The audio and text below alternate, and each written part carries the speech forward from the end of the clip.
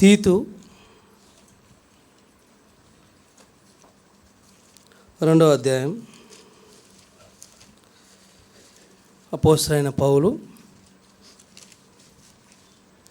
తీతుకు రాసిన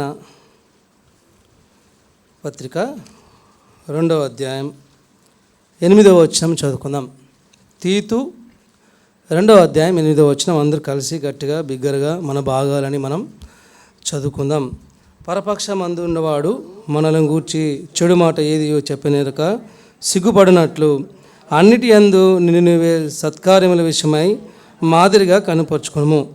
నీ ఉపదేశము మోసము లేనిదిగాను మాన్యమైనదిగాను నిరాక్షేపకమైన హితవాక్యముతో కూడినదిగాను ఉండవలెను. ఎందుకో కొంచెం వెనకబడ్డాం చదువులో, మళ్ళీ ఒకసారి చదువుదాం, గట్టిగా బిగ్గర చదువుదాం.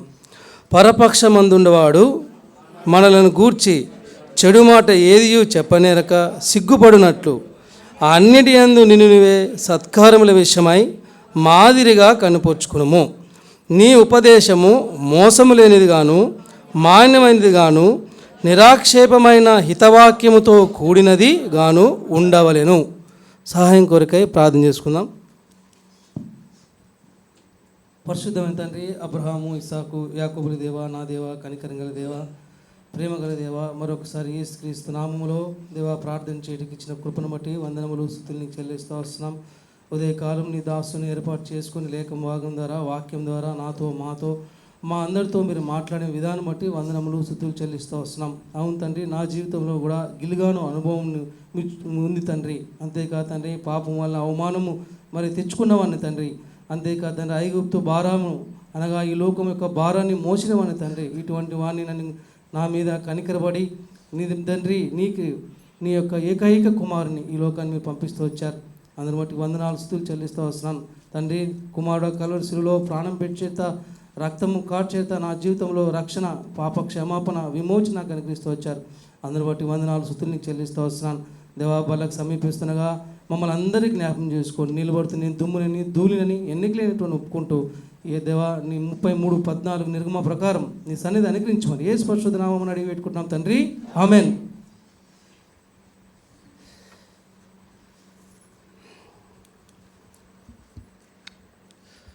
ప్రియ స్నేహితుడా, అపోస్తలుడైన పౌలు తీతుకు రాస్తూ 2వ అధ్యాయము 18వ వచనంలో 8వ వచనంలో అన్నిటి యందు నిన్నువే సత్కార్యముల విషయమై మాదిరిగా కనుపరుచుకును.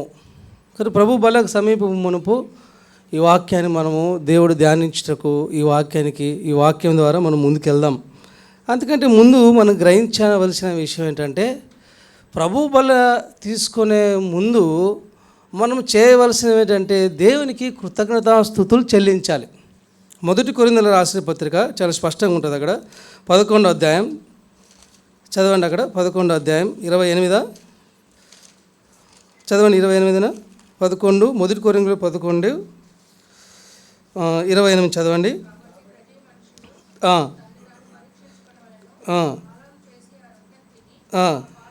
కాదు సిస్టర్, చెప్తానండి. 23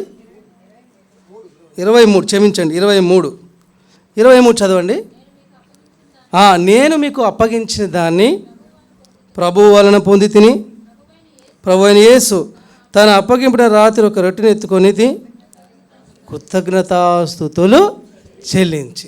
కాబట్టి ఫస్ట్ ఏంటి? వర్షిప్, దేవుని ఆరాధించాలి. రెండోది ప్రభు బల్లలో మనం పాలు పొందాలి. భక్సింగ్ గారు ఒక ప్యాటర్న్, దేవుడు భక్సింగ్ గారికి ఇచ్చిన దర్శనము ఒక ప్యాటర్న్ ఉంది, ఒక పద్ధతి ఉంది, అది మనం ఫాలో అవుతున్నాం.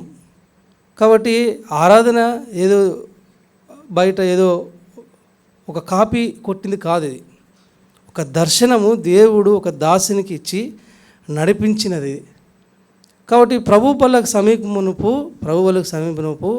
విశ్వాసులు, రక్షింపబడిన వారు, పరిశుద్ధులు ఏం చేస్తారంటే ఆరాధిస్తారు, దేవుని కృతజ్ఞతాస్తుతులు చెల్లిస్తారు. గత వారంలో దేవుడు వారికి చేసిన మేలులని జ్ఞాపకం చేసుకుంటూ వారి వ్యక్తిగత జీవితంలో రక్షింపబడు మునుపు వారు ఎట్టి జీవితం జీవించారో అది తలపోసుకుంటూ వాక్యానుసారంగా లేఖనానుసారంగా ప్రభువుని ఆరాధిస్తారు. కృతజ్ఞతాస్తుతులు అక్కడుంది చెల్లించి. ఇద్దరు గుడ్డివారు ఉన్నారండి. దావీదు కుమారుడా ఏమన్నాడండి? నన్ను కరుణించన్నారు. నమ్మకం ఉందా నీకు అన్నాడు దేవుడు. ఉంది. దేవుడు వాళ్ళని ముట్టాడు, స్వస్థపరిచాడు. వారి కన్నులు వచ్చాయి. వాళ్ళ కన్నులు తెరవబడినాయి. దేవుడు గద్దించాడు, ఇది ఎవరికి చెప్పొద్దని అన్నాడు. వదలలేదు. వాళ్ళు అక్కడికి వెళ్ళి దేవుని యొక్క కీర్తిని ప్రచురం చేశారు.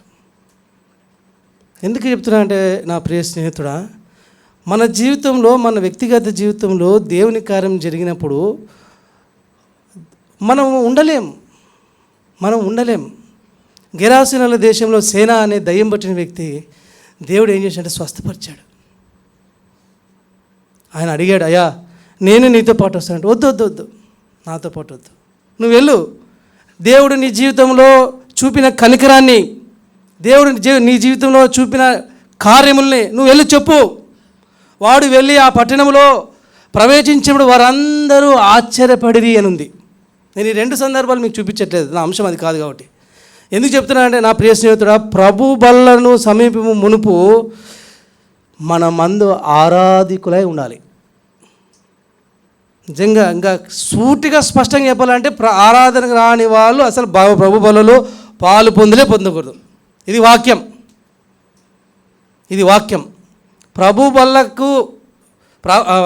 ప్రభు బల్లలో చెయ్యి వేసే ప్రతి వ్యక్తి అంతకుముందు ఆరాధికుడే ఉండాలి. ఆరాధన వర్తమానం వినినవాడే ఉండాలి. నా ప్రియ స్నేహితుడా, మన జీవితంలో మనల్ని అందరూ చూస్తారండి. మనం ఒక మాదిరిగా ఉండాలి. అదే రాయబడింది. అపోస్తలుడైన పౌలు చదవనిస్తారు. అపోస్తలుడైన పౌలు తీతు రాసిన పత్రిక 2:8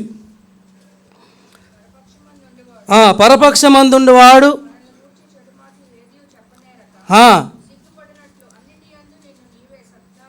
అన్నిటి యందు నీవే సత్కారముల విషయమై మాదిరిగా కనపరుచుకో. నీ ఉపదేశము మోసము లేనిది గాను మాన్యమైనది గాను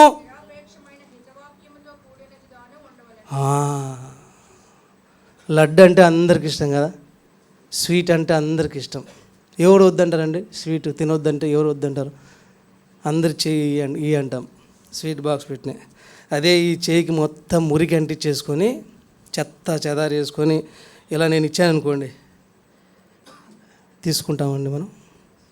అది లడ్డే, అది స్వీటే, కానీ కింద ఏముంది? మురికి చేయి ఉంది. అలాగా విశ్వాసులుగా రక్షింపబడిన ప్రజలుగా మనము పవిత్రంగా ఉండి ఇతరులకు మనం చెప్పాలి.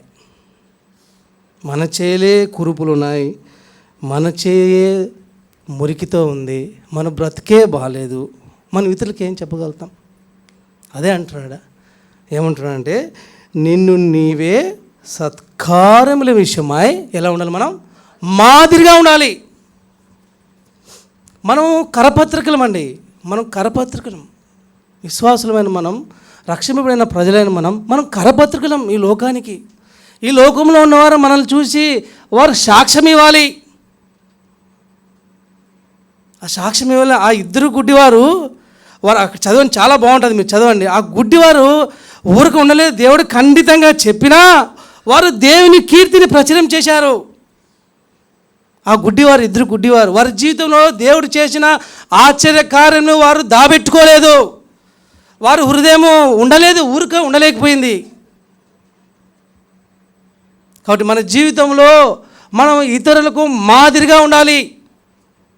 నేను మంచి మాట ఉంటుంది. హెబ్రోను రాసిన పత్రిక, ముందుకెళ్దాం. హెబ్రోను రాసిన పత్రిక 8:5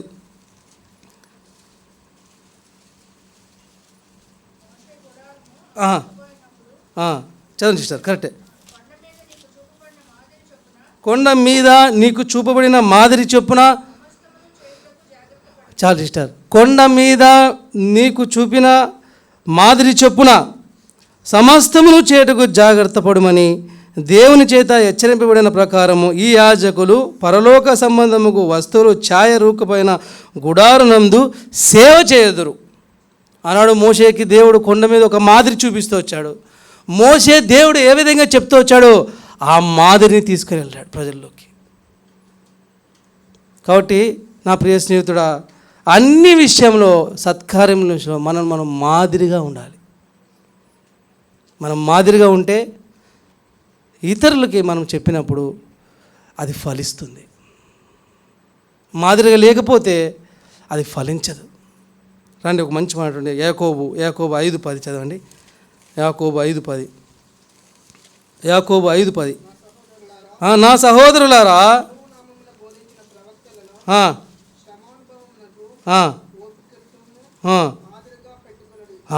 ప్రియ స్నేహితుడు, చూశారండి ఏంటండి మాదిరి ఏంటి? శ్రమానుభవముకును ఓపికకును మాదిరిగా పెట్టుకోండి. మీరు ఎలా ఉండాలంటే మిమ్మల్ని చూస్తే అయ్యా ఓపిక, వీరు ఎంత ఓపిక ఉందండి, ఎంత ఓపిక అని. యోబుని చూస్తే ఇక్కడ 12లో రాయబడింది. యోబు యొక్క సహనం గురించి అక్కడ 11వ వచనం రాయబడింది. సహించిన వారిని ధన్యులు అనుగుచున్నాం కదా, మీరు యోబు యొక్క సహనం గూర్చి వింటిరి. సహనం విషయం వస్తే మనకు మాదిరి ఎవరండి? యోబే. యోబుని మించిన సహనంగా ఎవరున్నారు? ఎవరు లేరు. యోబు కష్టాలు నీకు నాకు మనందరికీ వస్తే మనం భరించలేము. ఎంత మంచి మాట రాబడింది. సహోదరులారా, ప్రభునామన బోధించిన ప్రవక్తలకును శ్రమానుభవముకును ఓపికకును మాదిరిగా పెట్టుకోండి. మాదిరిగా ఉండమంటున్నాడు దేవుడు. ఓపిక, శ్రమానుభవం విషయంలో మనం ఇతరులకు మాదిరిగా ఉండాలి, ఒక రోల్ మోడల్గా ఉండాలి. మనం రక్షణ లేని మునుపు ఒకప్పుడు మనకు సినిమా చూసేవాళ్ళు, లేదంటే ఈ లోకంలో ఉన్నవాళ్ళు, వాళ్ళకు ఒక మాదిరి ఉండేది. ఒక వ్యక్తిని వాళ్ళు మాదిరిగా ఉండేది. వాళ్ళు కటింగ్ ఇలా దిగుతాం, కటింగ్ అలా దిగుతాం కదండి. వాళ్ళు గుండు కొట్టుకుంటాం, వాళ్ళు ఇవి తీసేస్తే ఇవి చేస్తాం కదండి. వాళ్ళు ఏం చేస్తాం. వాళ్ళు రోల్ మోడల్. యవనస్తురాలు ఈనాడు ఇటువంటి యవనస్తులు మనం చూస్తున్నాం, యూత్. కాబట్టి నా ప్రియ స్నేహితుడా, రోల్ మోడల్ అంటే ఇక్కడ రాయబడింది ఏ మంచి మాట. ఆ మాట చదవని చూస్తే సమానుభవముకును ఓపికకును మాదిరిగా పెట్టుకోండి. ఒక సంఘం ఉంది, మంచి సంఘం. రండి, 1 తెస్సలోనికీయులకు రాసిన పత్రిక, అపోస్తలుడైన పౌలు తెస్సలోనికీయులకు రాసిన 1 పత్రిక 1:7 చదవండి. 1:7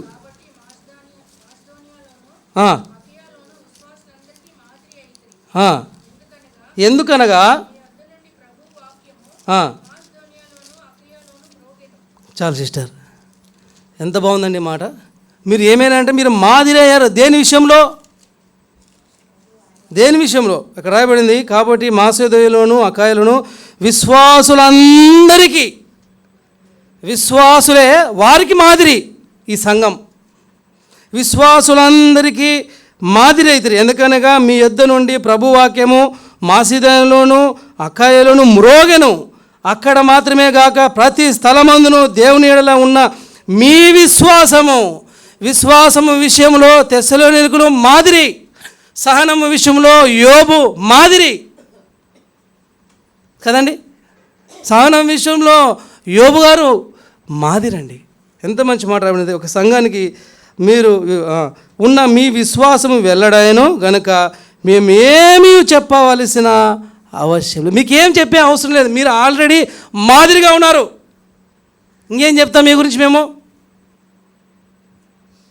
విశ్వాసం విషయంలో తెస్సలోనికీయులకు మొట్టమొదటి భాగంలో ఉన్నారు, మాదిరిగా ఉన్నారు. కాబట్టి ప్రభు బల్లకు సమీప మునుపు మన సాక్ష్యం ఏ విధంగా ఉంది? ఇతరులకు మాదిరిగా ఉన్నామా? ఇతరులకు మాదిరిగా ఉన్నామా? ఆ ఇద్దరు గుడ్డివారు దేవుడు దావీదు కుమారుడా అన్నప్పుడు దేవుడు స్వస్థపరిచాడు. వారు దేవుని గనపరిచారు. గెరాసీన దేశంలో సేనానికి వ్యక్తికి దయ్యములు పెడితే దేవుడు విడిపించాడు. ఆ తర్వాత ఆయన ఉండిపోలేదండి. ఆ పట్టణంలోకి వెళ్ళి సాక్ష్యం చెప్పాడు. ఈనాడు నువ్వు నేను మనమందరం ఎందుకు మన దేవుడు మన జీవితంలో, మన వ్యక్తిగత జీవితంలో చేసిన ఆశ్చర్య కార్యాలని, రక్షణ అనుభవాన్ని ఇతరులకు మనం ఎందుకు చెప్పలేకపోతున్నాం? ఎక్కడో పడిపోయాం, చెడిపోయాం మనం. అందుకే ఈనాడు దేవుని మందిరాల్లో చూడండి ఎంత దిగాలుగా ఉన్నారో మానవులు. వారి జీవితంలో సంతోషం లేదు, సమాధానం లేదు. కారణం ఎక్కడో పడిపోయాం, ఎక్కడో ఉండిపోయాం మనం.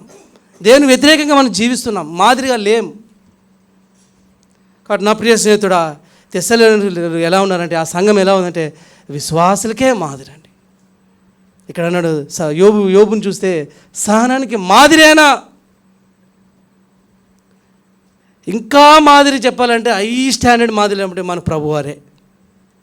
అంత మించిన మాదిరి ఇంకెవరికి లేదేమో. రండగా అది చూద్దాం. ఫిలిప్పులు రాసిన పత్రిక, కాబట్టి క్రీస్తు వంటి మాదిరి మనం కలిగి ఉండాలి. రండి, ఫిలిప్పులు రాసిన పత్రిక 2వ అధ్యాయం 5 చదవండి.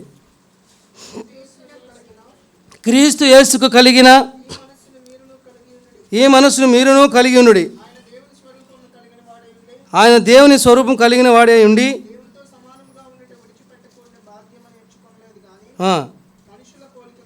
మనుషుని పోలికగా పుట్టి దాసుని స్వరూపం ధరించుకొని, చాలు బ్రదర్, తన్ను తానే రిక్తునిగా చేసుకున్నాడు. చూడండి ఎంత క్రీస్తు ఏ విధంగా మాదిరి. చూడండి ఆడ ఎంత మంచి మాట రాబడిందంటే, ఆయన దేవుని స్వరూపము కలిగిన వాడే ఉండి దేవునితో సమానంగా ఉండుట విడిచిపెట్టకూడని భాగ్యమని ఎంచుకొనలేదు. యేసుక్రీస్తు ప్రభువారు ఈ లోకంలో ఉన్న మానవుడు నశించిపోతున్నాడు. ఈ లోకంలో ఉన్నవాడు చీకటిలో ఉన్నాడు. ఈ లోకంలో ఉన్న మానవునికి విమోచన లేదు. చీకటిలో అంధకారములో నలిగిపోయిన మానవుణ్ణి, శత్రు సాతాను యొక్క కుయుక్తి యొక్క బందీలో ఉన్న మానవుని ఆనాడు దేవుడు చూశాడు. అందుకే తనకున్న స్థానాన్ని విడిచిపెట్టాడు. ఈనాడు మనం ఒక మెట్టు దిగాలంటే ఒక స్థానం నుంచి ఒక స్థానం కిందకి దిగాలంటే మనం ఎంత ఆలోచిస్తామో. ఈ వాక్యం మీకు చదివి ఒకవేళ మీకు అలా ఉండొచ్చేమో, కానీ ఈ వాక్యం చదివితే ఏడుపు వస్తుంది. ఎంత మంచి మాట ఉందంటే, ఆయన దేవుని స్వరూపం అంతేనా కలిగిన వాడే ఉండి దేవునితో సమానముగా ఉండుట విడిచిపెట్టకూడని భాగ్యమని ఎంచుకొనలేదు. యేసుక్రీస్తు ప్రభు దేవుడు అండి. ఈనాడు బయట అనేకులు దుర్బోధలు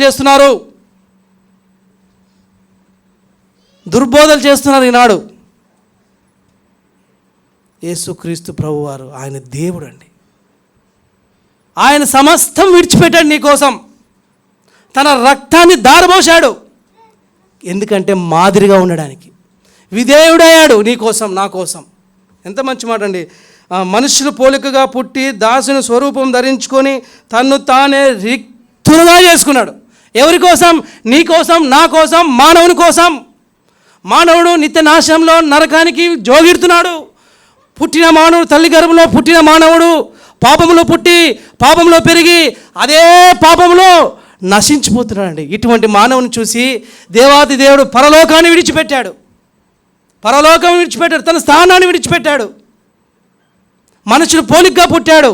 33.5 సంవత్సరాలు ఈ లోకంలో జీవించి పాపరహితుడిగా, పరిశుద్ధుడుగా, నీతిమంతుడుగా జీవించి మనందరి పాపమును తన భుజం మీద వేసుకొని, ఇదిగో లోక పాపను మోసుకొని పోవు దేవుని గొర్రెపిల్లగా కలవరి శిలువ ఎక్కాడండి. కలవరి శిలువలో ప్రేమ ఉంది. ఏ ప్రేమ అది? అగాపే ప్రేమ. ఇదండి మాదిరి అంటే. తగ్గింపు విషయంలో దేవుని మించిన వారు ఎవరున్నారు? విధేయత విషయంలో దేవుని మించిన వారు ఎవరున్నారు? ఒక దేవుడు మానవ రూపం దాల్చి శిలువను ఎక్కాడండి. అది ప్రేమ అండి, అది మాదిరండి, అది విధేయత. ఎంత తగ్గింపు తనలో కనబడుతుంది. ఇక్కడ చూడండి 9వ వచనంలో, 8వ వచనం మరోసారి చదవండి బ్రదర్. మరియు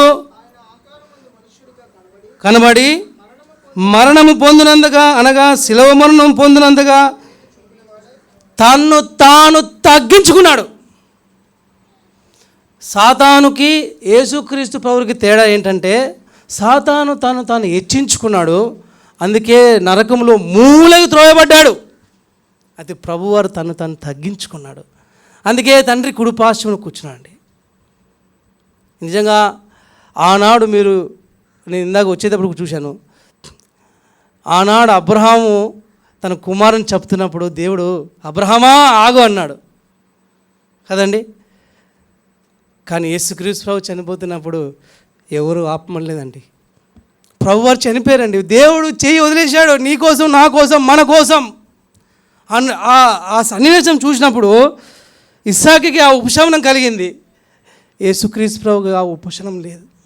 నీ కోసం, నా కోసం కలవరిశిలో ఎక్కాల్సి వచ్చాడు. తండ్రి చిత్తాన్ని జరిగించిన కుమారుడుగా ఉండిపోయాడండి. కారణం ఏంటంటే నీవు నేను మనమందరము పునరుద్ధానులవ్వాలి. ఆయన పునరుద్ధానంలో ప్రథమ ఫలం యేసుక్రీస్తు ప్రభువారు. ఆయన మరణించాలి, ఆయన చనిపోవాలి, 3 రోజులు ఆయన భూగర్భంలో ఉండాలి, ఆయన తిరిగి లేవాలి. నా ప్రియ స్నేహితుడా, తిరిగి లేచి తండ్రి కుడిపార్శ్వమున. అందుకే యేసుక్రీస్తునందు మృతులైన వారు ఏంటండి మొదట లేతురు. ఆయనే మరణించకపోతే మనకు కూడా లేదు పునరుత్థానం. మనకు లేదు పునరుత్థానం, లేదు, ఏమీ లేదు. మనకు విమోచన లేదు, రక్షణ లేదు, నిరీక్షణ లేదు, ఏమి లేవు, జీరో. ఈనాడు చెప్పుకుంటున్న దేవుళ్ళు దేవతలను చెప్పుకునే వాళ్ళు ఆ క్వాలిటీస్ ఏమీ లేవు. సర్వ పాప పరిహారం రక్త ప్రోక్షణం అవశ్యం, తద్రక్తం పరమాత్మైన పుణ్యదాన బలియాగం. నీతిమంతుడు, పరిశుద్ధుడు, నిష్కలంకుడు ఎవరు లేరు ఈనాడు లోకంలో. దేవుడే దైవత్వం మానవత్వం కలిగిన యేసుక్రీస్తు ప్రభువారు మనుష్య రూపణ, మనుష్య కుమారుడుగా ఈ లోకానికి వచ్చాడండి. ఇది తెలియక ఈనాడు మనం రక్షింపబడినప్పటికీ అనేక సార్లు దిగజారిపోతున్నాం. ఎంత తగ్గింపండి, మాదిరి అండి. ఆయన తను తానే ఏముందన్నా తగ్గించుకునేను. కాబట్టి ఇప్పుడు మాదిరి విషయంలో యేసుక్రీస్తు ప్రభువే మనకి మాదిరి, ఇంకెవరు లేరు. రండి ఒక మాట చూద్దామండి. ఒక మాట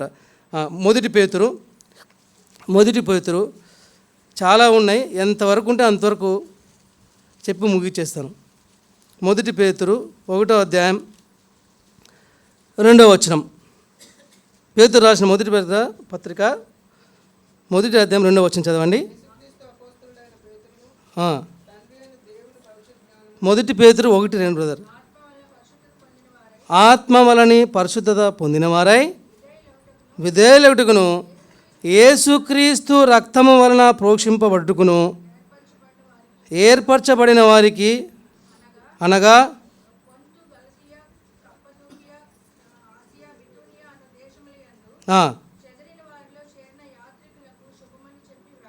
చాలా ఇష్టం. అక్కడ పట్టుకోండి, నా ఒకే ఒక మాట ఉంది అక్కడ. ఫస్ట్ ఆత్మ వలని పరిశుద్ధత పొందిన వారై విధేయులగుటకు. మనం విధేయులగుటకే ప్రియ స్నేహితుడా, విధేయులగుటకే యేసుక్రీస్తు ప్రభు కలువరిశిలువను ఎక్కాడు. విధేయత చూపుట కొరకే మనల్ని కూడా ఏర్పాటు చేసుకున్నాడు. అదే మాట ఉన్నాడు, ఆత్మ వలని పరిశుద్ధత పొందినవారై విధేయులగుటకును. మనం విధేయులు ఎప్పుడవుతామంటే ఆత్మ వలన పరిశుద్ధత పొందినవారై విధేయులగుటకును యేసుక్రీస్తు రక్తం వలన పోషింపబడుకును ఏర్పరచబడిన వారికి. కాబట్టి ఎవరు ఏర్పరచబడిన వారంటే విధేయులైన వారే. కాబట్టి మొట్టమొదటిగా విధేయతలో, తగ్గింపులో యేసుక్రీస్తు ప్రభు వారే మనకి మాదిరి. ఇంకా ఎవరు లేరు మన జీవితంలో. రెండో మాదిరి చూద్దామండి. యోహాను సువార్త 13:34. యోహాను సువార్త 13:34.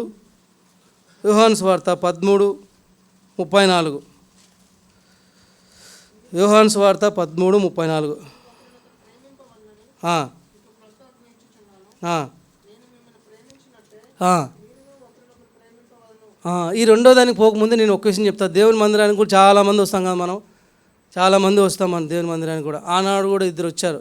ఎవరు చెప్పండి? సుంకరి, పార్షల్ 2 వచ్చారు. చక్కగా పొద్దున్నే మార్నింగ్ మంచిగా 4 టిక్కు టక్ టాప్ వేసుకొని చక్కగా స్నానం చేసుకొని వచ్చి కూర్చున్నారు.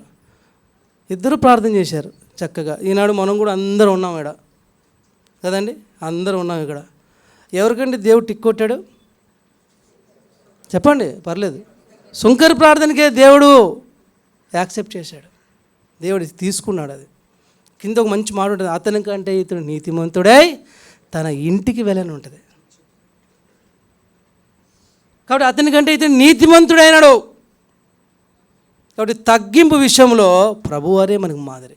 దేవుని మందిరంలో ఏముండాలంటే తగ్గింపు ఉండాలి. చాలాసార్లు ఈనాడు విశ్వాసాన్ని చెప్పుకుంటాం, ఏ తగ్గింపు ఉండదు మనలో, ఏ తగ్గింపు ఉండదు. రండి రెండో దానికి వెళ్దాము. యోహాను సువార్త 13 ఎంత బ్రదర్, అది 34 చదవండి బ్రదర్. మీరు ఒకరినొకరు ప్రేమింపవాలని కొత్త ఆజ్ఞ ఇచ్చుచున్నాను, నేను మిమ్మల్ని ప్రేమించినట్టే మీరును ఒకరినొకరు ప్రేమింపవలెను. కాబట్టి రెండవ మాదిరి ఏంటి తెలుసా అండి ప్రియ స్నేహితుడా, ప్రభు మనల్ని ప్రేమించినట్టుగా ఎవరు ప్రేమించలేదు. అందుకే ఆయన చెప్తున్నాడు, నేను మిమ్మల్ని ప్రేమించినట్టే మీరును ఒకరినొకరు ప్రేమింపవలెను. మనం ఇతరులను ప్రేమిస్తున్నామా? మన సహోదరుని మనం ప్రేమిస్తున్నామా? మన సహోదరుడిని మనం ప్రేమిస్తున్నామా? మనలో ఎంత కోపం ఉంటుందో, మనలో ఎంత అసూయ ఉంటుందో కదండి, మనలో ఎంత కుళ్ళు ఉంటుందో, మనలో ఎంత దుర్మార్గత ఉంటుందో. ఇతరుని అసలు ప్రేమించాం మనం. ఎంత మంచి మాట, నేను మిమ్మును ప్రేమించినట్టే మీరును ఒకరినొకరు ప్రేమింపవలెను. అసలు ఈ ప్రేమించే క్వాలిటీ ఒక వ్యక్తికి లేకపోతే వాడు దేవుని కుమారుడే కాదండి, దేవుని కుమారుడే కాదు. రాసుకో, ఈ క్వాలిటీ ప్రేమించే గుణం మనకు లేకపోతే, ప్రేమించే గుణం మనకు లేకపోతే మనం దేవుని బిడ్డలే కాదు. ఏం ప్రేమిస్తున్నామండి? మనం ఏం ప్రేమిస్తున్నాం? దేవుణ్ణి ప్రేమించట్లేదు, మన సహోదరుని కూడా మనం ప్రేమించట్లేదు. ఏ యోగ్యత లేదండి మనకు, ఏ యోగ్యత లేదు. మనం ఏ మంచివారమని మనల్ని దేవుడు ప్రేమించాడు? ఎంత మంచివారమని? మనకన్నా నీతిమంతులు ఈనాడు లోకంలో ఉన్నారు, మనకన్నా నిష్ఠగా సేవ చేసేవాళ్ళు ఈనాడు లోకంలో ఉన్నారు. ఏముంది నీలో యోగ్యత? నాలో ఏముంది యోగ్యత? ఏం ప్రత్యేకత ఉంది? ఏ యోగ్యత లేని వారికి, పాపులైన మనల్ని, ఎన్నికలేనటువంటి వారు మనల్ని దేవుడు ఎన్నుకున్నాడండి, ప్రేమించాడండి. కానీ మనం ఇతరులను ప్రేమించడంలో ఎందుకు వెనకబడ్డాం? కాబట్టి ప్రభువు ప్రేమించినట్టుగా మనం ప్రేమించాలి, దాంట్లో మాదిరిగా ఉండాలి. ప్రేమ అస్సలు మనకు ప్రేమ అనేది ఒకవేళ ఏదైనా ఒక టెస్టర్ ఒకవేళ మనకు పెడితే అసలు జీరో వస్తుందేమో మనకేమైనా. ఒకవేళ ఏదైనా ఒక పరికరం, అన్నిటి మధ్యలో పరికరాలు కనిపెడుతున్నారు కదా, లై డిటెక్టర్ ఉంటుంది, మీకు తెలిసే ఉంటుంది. వాడు నోటి దగ్గర పెట్టినాం అనుకోండి, వాడు కరెక్ట్ చెప్తున్నాడా రాంగ్ చెప్తున్నాడా తెలిసిపోతుంది, సౌండ్ వస్తుంది. అది ఈ మధ్యకాలంలో ఒకసారి ఇక్కడే ఎన్ఎస్టీలో ఫ్యామిలీ గేట్ దగ్గర మన బ్రదర్ చర్చికి వస్తారు కదా, మన బ్రదరు, ఆ బ్రదర్తో శంకర అన్న కరెక్ట్ చెప్పారు, నాకు పేర్లు మర్చిపోతుంటాను, ఆయన నేను కలిసినా మర్చిపోయి. ఆ అన్నని కలిసి వస్తున్నాను, పోలీసు వాడు పట్టుకున్నాను, పట్టుకొని ఒక డిటెక్టర్ పెట్టాడు, ఊదమన్నాడు. ఊదాం, ఉఫ్ అని ఊదాం. ఊస్తే ఏమొస్తుంది? రాదు. మన ఊస్తే ఏమొస్తుంది? ఏం రాదు. వేరే వాళ్ళు ఊస్తే సౌండ్లు వస్తాయి, మనం ఊస్తే ఏం రావు కదా. సరే ఊదాం, ఆడ ఆశ ఎందుకు కాదని ఊదాం, ఉఫ్ అని ఊదాం, వెళ్ళిపో అన్నాడు. అంటే అప్పుడు ఏంటి దాని అర్థం? టెస్ట్ అనమాట. సౌండ్ వస్తే పట్టుకుపోతారు. ఇప్పుడు కూడా మనకి ఇది టెస్టే. దేవుడు కూడా ప్రతి ఆదివారము మనకి ఇది ఎందుకు పెట్టాడు? ఈ వారంలో దేవుని కొరకు ఏ పని చేసావు నువ్వు? దేవుని కొరకు ఏం ఆలోచించావు నువ్వు? దేవుని పని ఏం చేసావు? ప్రార్థన చేసావా? దేవుని పరిచర్య చేసావా? నీ కొరకు అనేకులు నీకు అవ్వట్లే, నీకు సమయం కుదరట్లే. అనేకులు చాలామంది పరిచర్య చేస్తారు, సువార్త చేస్తారు, వాళ్ళ కోసం ప్రార్థన చేసావా? వాక్యం చదివామా మన జీవితంలో? స్నేహితుడా, మన జీవితంలో ప్రేమ ఉంటే ప్రేమ ఉప్పొంగుతుందంట. పౌలు అంటారు, ప్రేమ ఏమవుతుందండి? ఉప్పొంగుతుంది. ఈరోజు వస్తాం, మళ్ళీ వచ్చే ఆదివారమే కదా, ఈరోజే. నీలో ప్రేమ ఉంటే ఎందుకు రావు దేవుని మందిరానికి? లేదు, నీలో ప్రేమ లేదు, అంత ఉత్తది, ట్రాష్. కనీసం నీ మనసులో కూడా లేదు. అందుకే దేవుని మందిరానికి విచారమైన ముఖంతో వస్తావు, విచారమైన ముఖంతో వెళ్ళిపోతావు. ఏం కారణం? ప్రేమ లేదు నీలో. ఎందుకు వస్తున్నావో ఎందుకు పోతున్నావో తెలియదు. ఏ యోగ్యత లేదండి మనకి. దేవుడు ప్రేమించాడు. మంచి మాట అంటే రోమా 5:8. నాకు కూడా ఒక టెస్ట్ ఉంది ఇప్పుడు, అది మీకు తర్వాత చెప్తాను. రోమా 5:8 అపోస్తలుడైన పౌలు రోమా 5:8 చదవండి. ఎట్లనగా ఏంటండి? మనం ఇంకా పాపులమే ఉండగానే, ఏంటండి మనం పాపులుగా ఉండగానే యేసుక్రీస్తు ప్రభువు చనిపోయాడండి. మన కోసం చనిపోయాడు ఆయన. యుక్త కాలంలో 33.5 సంవత్సరంలో ఒక యవ్వనస్తుడు నీ కొరకు నా కొరకు మనమందరం ఇంకా పాపులుగా ఉండగానే ఆయన మరణించాడండి. ఎందుకు తెలుసండి? నీకు విజయాన్ని ఇవ్వడానికి. రండి, ఒక మంచి మాట ఉంటుంది. రోమా 8:37 చదవని చేశారు అక్కడే. 8:37 ఈ మాట అందరూ చదువుదాం. రోమా 8:30 అందరూ చదువుదాం. 8:37 ఆయనను మనను ప్రేమించిన వాని ద్వారా మనము వీటన్నిటిలో అత్యధిక విజయం పొందుచున్నాము. ఎంత మంచి మాట! ఆయనను మనలను ప్రేమించిన వాని ద్వారా. ఎవరండి మనల్ని ప్రేమించారు? యేసుక్రీస్తు ప్రభువు. యేసుక్రీస్తు ప్రభువు ద్వారా మనమందరము వీటన్నిటిలో అత్యధిక విజయం పొందుతున్నాం. పాపం మీద విజయం, లోకం మీద విజయం, శరీరం మీద విజయం పొందాం. ఇక్కడ వచ్చి కూర్చున్నాం విశ్వాసులుగా, పరిశుద్ధులుగా, దేవుని నమ్మిన బిడ్డలుగా వచ్చి కూర్చున్నాం. కారణం ఏంటంటే దేవుని ప్రేమ మనలో ఉంది. దేవుని ప్రేమ ఎంత అద్భుతమైందండి! ఎంత మంచి మాట! ఆయనను మనలను ప్రేమించిన వాని ద్వారా మనల్ని ప్రేమించాడండి దేవుడు. అందుకే మనం ఇక్కడ ఉన్నాం, ఈ స్థానంలో ఉన్నాం. విశ్వాసి అనే స్థానంలో ఉన్నాం, పరిశుద్ధులు అనే స్థానంలో ఉన్నాం, దేవుని బిడ్డలు అనే స్థానంలో ఉన్నాం. మంచి మంచి క్యాడర్లు కదా ఇవి. ఇప్పుడు నేవీలో చూడండి, ఇక్కడ ఉన్న బ్రదర్స్ బాగా తెలుసు, మంచి మంచి క్యాడర్లు ఉంటాయి. లెఫ్టినెంట్ కల్నల్ అవే మనకు రావు, మంచి మంచి ఉంటాయి. ఆ ఒకటే వచ్చు. రకరకాలు ఉన్నాయి. క్యాప్టెన్, ఇంకో ఏదో రకరకాలు ఉన్నాయి. మా ఇంజనీర్లు అయితే మాకు తెలుసు, కానీ అవన్నీ మాకు తెలియదు. ఇలాగా విశ్వాసులుగా, రక్షింపబడిన ప్రజలుగా, దేవుని నమ్మిన బిడ్డలుగా ఎంత మంచి పేర్లు అండి. క్రైస్తవులుగా ఎంత మంచి క్యాడర్లు ఇచ్చారంటే దేవుడు మనకి. ఇదంతా దేనివల్ల అంటే ఇక్కడ రాయబడింది, చదువు రండి అన్నమాట. 8:37 ఆయనను మనల్ని ప్రేమించిన వాని ద్వారా మనం వీటన్నిటిలో అత్యధిక విజయం పొందుచున్నాం. పాపంలో విజయం పొందాం, శాపంలో విజయం పొందాం. నరకాన్ని దేవుడు కొట్టివేశాడు మన కోసం, శాపాన్ని కొట్టివేశాడు మన కోసం. ఒకప్పుడు చీకట్లో ఉన్నాం, వెలుగు ఇచ్చాడు దేవుడు మనకు. ఇప్పుడు విజయంలో మనం విన్నర్స్. అందుకే మంచి మాట ఉంటుంది కదా, ఇంత గొప్ప సాక్షి సమూహము మేఘము వలె ఆవరించి ఉన్నందున మనమును చదువుదాం రండి. అది ఎందుకు మరి బాధ, సగం సగం చెప్తే ఎందుకు తిట్టుకుంటారు? అన్నోటి చెప్తున్నాడు రండి. 12 హెబ్రీయులకు రాసిన పత్రిక 12 హెబ్రీయులకు రాసిన పత్రిక 12 ఒకటో వచనం అందరూ చదువుదామండి. గట్టి చదవాలి, ఈ టాప్ లేచిపోవాలి. రండి. ఇంత గొప్ప సాక్షి సమూహము మేఘం వల్లే మనల్ని ఆవరించి ఉన్నందున మనము కూడా ప్రతి భారమును సులువుగా చిక్కులు పెట్టు పాపమును విడిచిపెట్టి విశ్వాసమును కర్త దాన్ని కొనసాగించబడిన యేసు వైపు చూచు మన ఎదుట ఉంచబడిన పందెములో ఓపికతో పరిగెత్తుదాం. ఆయన తన ఎదుట ఉంచబడిన ఆనందం కొరకై అవమానమును నిర్లక్ష్యపెట్టి శిలువను సహించి దేవుని సింహాసనం యొక్క కుడిపార్శ్వమున ఉండెను. చూశారండి, గొప్ప సాక్షి సమూహం ఉంది. అది చెప్తే ఇంకా మీరు మధ్యాహ్నం భోజనం చేయరు. ఏంటండి, గొప్ప అబ్రహామును మొదలు పెడితే లాస్ట్ ప్రకటన వరకు ఎంత గొప్ప సాక్షి సమూహం కదండి. మరి హానోకు బాధపడతాడు కాబట్టి హానోకు అక్కడి నుంచి వద్దాం, ఆదాం నుంచి వద్దాం. అక్కడి నుంచి నోవా నుంచి మొదలు పెట్టుకుంటే ప్రకటన గ్రంథం వరకు గొప్ప సాక్షి సమూహం ఉంది. అందులో మనం ఉంటాం. విజయం ఇచ్చాడండి మనకి దేవుడు, మనల్ని ప్రేమించాడు, అన్నిట్లో విజయం ఇచ్చాడు. చేత కాదు మనకి ఏ విషయంలో చేత. పాపాన్ని జయించలేం, శాపాన్ని జయించలేం, మరణాన్ని జయించలేం, ఏమి జయించలేం. మనల్ని తీసుకొచ్చి అలా దేవుడు అలా గద్దరెక్కల మీద పక్షిరాజుని ఎత్తుకొచ్చినట్టు అలా పట్టుకొని వచ్చి మనకి విజయాన్ని ఇచ్చాడండి.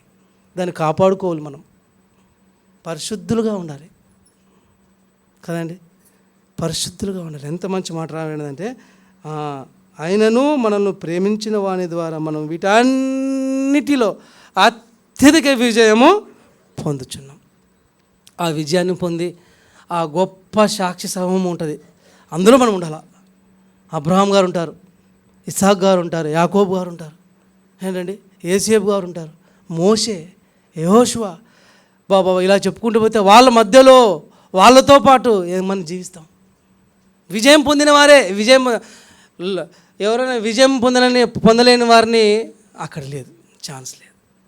విజయం లేని వారికి పాపం మీద విజయం లేదు, మనకు శాపం మీద విజయం లేదు, శరీరం మీద విజయం లేదు. శరీరాన్ని మేపుతున్నాం.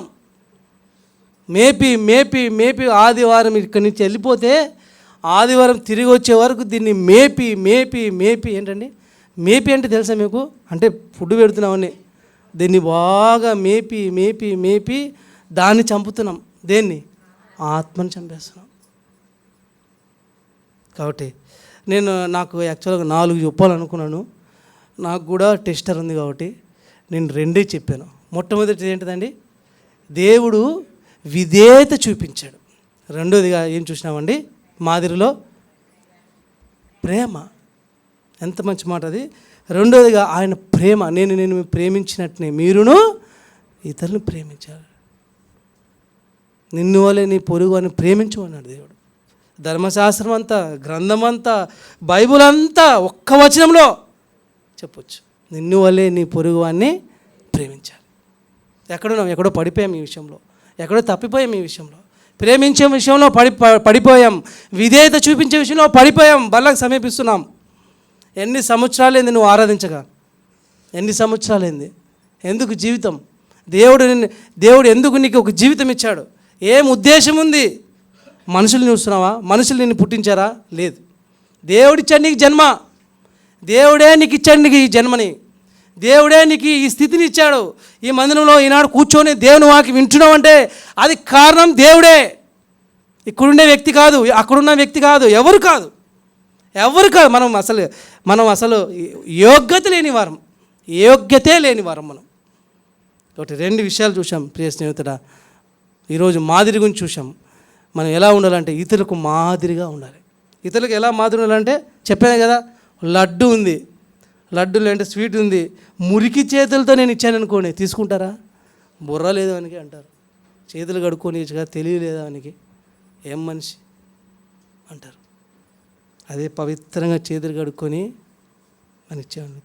అలాగా దేవుని వాక్యాన్ని కూడా మనం ఇతరులకి ఇచ్చేటప్పుడు, మనం ఈ లోకంలో జీవించేటప్పుడు మాదిరి కలిగి కరపత్రలాగా మనం బతికినట్లయితే అది దేవునికి ఎంతో ఇష్టం. ఆ మాట చదివి ముగించుకుందాం రండి. చాలా ఉన్నాయి కానీ ముగిస్తున్నాను. 2 తీతు 2 తీతు అపోస్తలుడైన పౌలు తీతు రాసిన 2వ పత్రిక,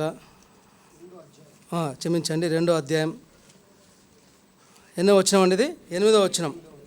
చదువుదాం, అందరూ చదువుదాం. పరపక్షం అందున్నవాడు మనల్ని గూర్చి చెడు మాట ఏదియో చెప్పనేరక సిగ్గుపడినట్లు అన్నిటి అందు నిన్ను నీవే సత్కారముల విషయమై మాదిరిగా కనపరుచుకును. నీ ఉపదేశము మోసము లేనిది గాను మాన్యమైనది గాను నిరాక్షేపమైన హితవాక్యముతో కూడినది గాను ఉండవలెను. కాబట్టి ఒకే అధ్యాయంలో మాదిరి ఉంది, ఒకే అధ్యాయంలో ఏ విధంగా జీవించాలో మనం చూసాం. 2 మాదిరిలు చూసాం. మొదటిది యేసుక్రీస్తు వారి యొక్క విధేయతను చూసాం. అలాగని యేసుక్రీస్తు వారి యొక్క ప్రేమ, ఆయన మనల్ని ప్రేమించాడు కాబట్టి అత్యధికంగా విజయం మనం పొందాం.